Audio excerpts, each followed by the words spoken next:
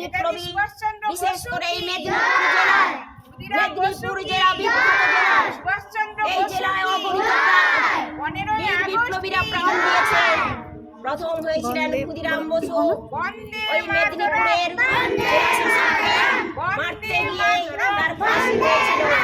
ফলে এভাবে বহু বিপ্লবীদের উপাধি দেওয়া হয়েছে। স্বাধীনতার জন্য তিনি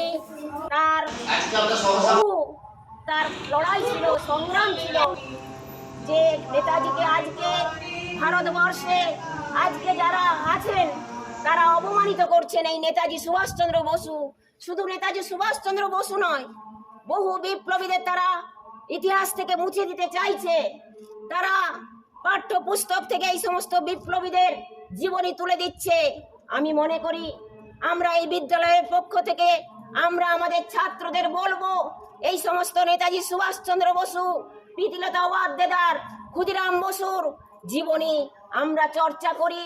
এখানে মাল্যদান শুধু নয়, আমরা এই ছাত্রদের বলি এদের আত্মত্যাগের কথা, কারণ এদের আত্মত্যাগের মধ্য দিয়েই ভারতবর্ষ স্বাধীন হয়েছে। ফলে এই সমস্ত বিপ্লবীদের আমাদের স্মরণ করতে হবে। আমরা মনে করি আজকে ভারতবর্ষ স্বাধীন হয়েছে, কিন্তু সাধারণ মানুষ, সমস্ত খেটে খাওয়া মানুষের জন্য যে সমস্ত বিপ্লবীরা লড়াই করেছিলেন তাদের আশা পূরণ হয়নি।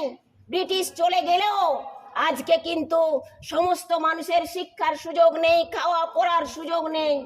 আপনারা যারা অভিভাবক আছেন তারা নিজেরাই জানবেন, আজকে তার জন্য কিন্তু মানুষ রাস্তায় নামছে।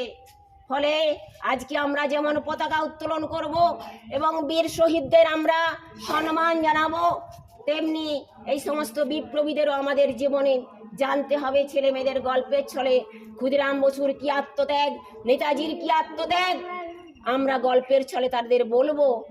ছোট্ট ক্ষুদিরাম